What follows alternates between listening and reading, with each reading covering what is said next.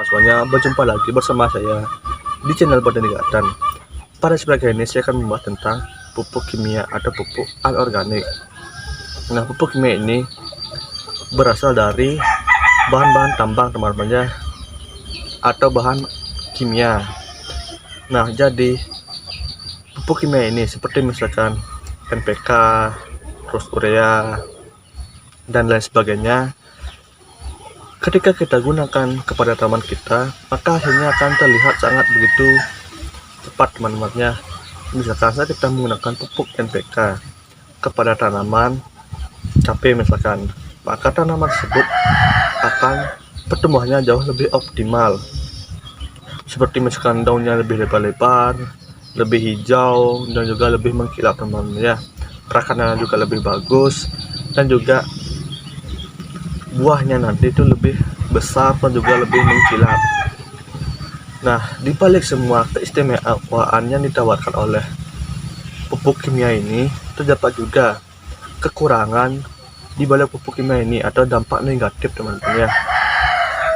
Seperti misalkan saat kita keterusan menggunakan pupuk kimia, maka akan menyebabkannya namanya pencemaran, baik itu tanah, air maupun udara teman-teman ya, dan juga dapat menurunkan kesuburan tanah karena pupuk kimia ini secara tidak langsung dapat membunuh mikroorganisme baik ataupun hewan-hewan yang dapat menjaga kesuburan tanah itu nantinya teman-teman ya.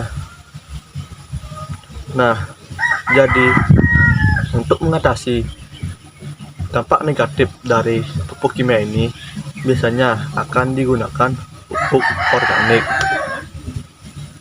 di mana pupuk organik ini memang dampaknya itu tidak seperti pupuk kimia yang sekarang kita lakukan aplikasi, dan sekarang juga kita bisa melihat hasilnya teman-teman ya.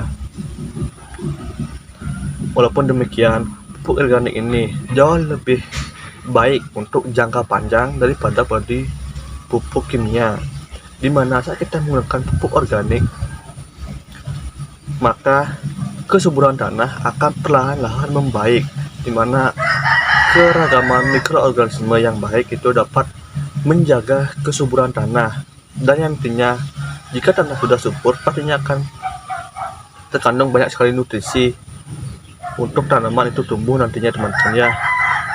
Walaupun banyak juga yang mengatakan bahwa saat kita menggunakan pupuk organik maka hasil yang didapatkannya itu tidak instan dan sangat lama.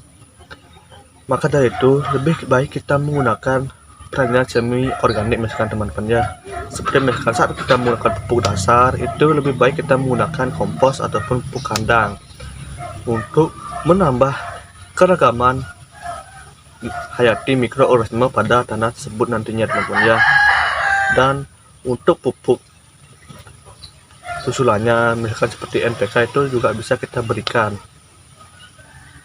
walaupun nantinya setelah lama-lama itu kita perbanyakkan menggunakan pupuk organik teman-teman ya, supaya tanah itu tidak kecanduan terhadap pupuk anorganik dan kesuburan tanah juga kembali normal.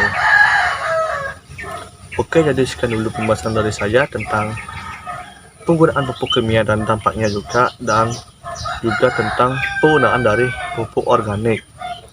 Walaupun pupuk organik ini memang dampaknya itu tidak langsung kita bisa nikmati, tetapi untuk keberlangsungan jangka panjang itu juga lebih bagus teman-teman ya, daripada kita terus-terusan menggunakan pupuk kimia tetapi kesuburan tanah itu terus menurun dan lama-kelamaan tak cocok untuk kita lakukan pertanian di sana teman-teman ya. Oke, jadi sekian dulu pembahasan dari saya. Sampai jumpa di video berikutnya.